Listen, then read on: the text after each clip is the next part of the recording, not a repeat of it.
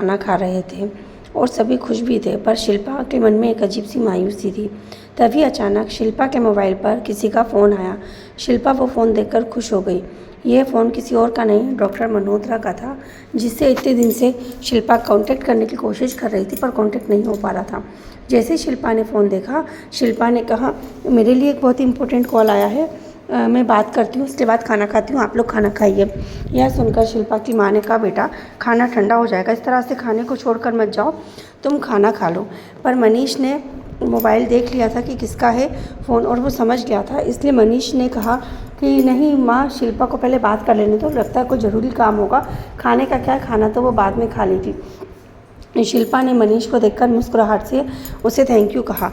उसके बाद मनीष ने कहा, जाओ शिल्पा, तुम पहले जाकर बात कर लो, ज़रूर इम्पोर्टेंट कॉल होगा।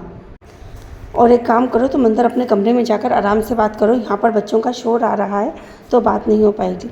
शिल्पा ने कहा, हाँ भैया, मैं बात करती हूँ।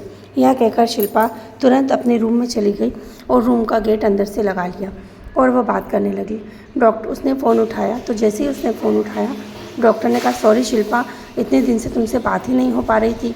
वो क्या है ना, मैंने तुम्हें मैसेज किया था ना, हम आउट ऑफ इंडिया थे, हम लोग कल ही लौटे हैं, और फिर मैंने तुमसे बात की, बताओ क्या बात है, क्या परेशानी है। तो शिल्पा ने अचानक मायूस आवाज़ में कहा, हाँ परेशानी तो बहुत सारी है। देखिए, मेरी आपसे जब बात हुई थी तो आपने मुझे कहा था कि ये सब हमारे मन का वहम है, हो सकता है कुछ बातें कहीं अनकहीं जो भी कुछ हो, पर जो जो यहाँ हुआ मैं आपको उसके बारे में बताती हूँ। जब सारी बातें शिल्पा ने बताई डॉक्टर को, तो डॉक्टर खुद हैरान हो गए। यहाँ तक कि जब शिल्पा ने ये बताया कि वो सारी ड्राइंग जो वाणी ने बनाई थी, वो सारी ड्राइंग जब वाणी को शिल्पा ने बताई, तो वाणी को तो याद भी नहीं था कि ये ड्राइंग उसने बताई है। वो तो उन ड्राइंग को देखकर बहुत खुशी हुई, उसे पता ही नहीं था कि ये सारी ड्राइंग वाणी की बनाई हुई है। उसके बाद जो कुछ किले में हुआ, जैसे वाणी घूमने गई रामपुर, वो सारी बातें, और यहाँ तक कि उस हवेली की बात, जिस हवेली में शिल्पा गई थी और वहाँ पर उसने वाणी का फ़ोटो देखा, ये सारी बातें उसने जब डॉक्टर को बताई तो डॉक्टर हैरान हुई। पर डॉक्टर ने कहा, देखिए हम डॉक्टर हैं, हम साइंस पर बिलीव करते हैं, ये पुनर्जन्म में हम बिलीव नहीं करते हैं।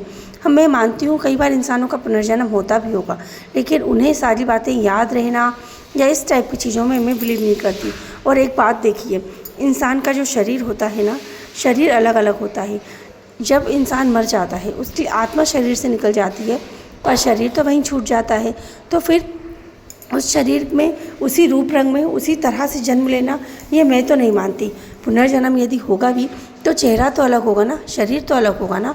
लेकिन यहाँ पर आप बोल रहे हो कि उसका फ़ोटो भी था, तो ये सब बातें देख ली, ये सिर्फ एक इत्तेफाक हो सकता है कि चेहरा उससे मिलता हो।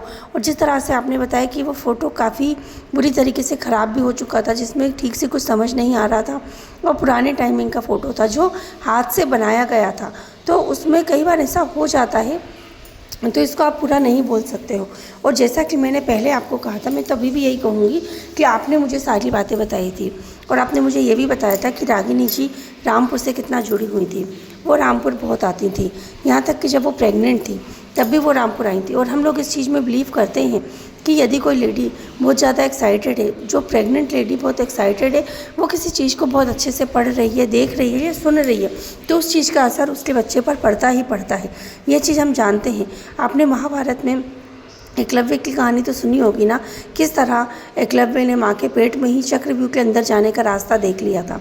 लेकिन हम इस चीज़ को जानते हैं, ये चीज़ें होती हैं। और इसी तरह से हो सकता है कि रागिनी जी भी उस टाइमिंग में जब घूमी हो, तो वही सब चीज़ों का असर वाणी पर आ गया हो। अब आगे की कहानी जानने के लिए सुनते रहिए कहानी का आगे का भाग, नीम का पेड़। Thank you.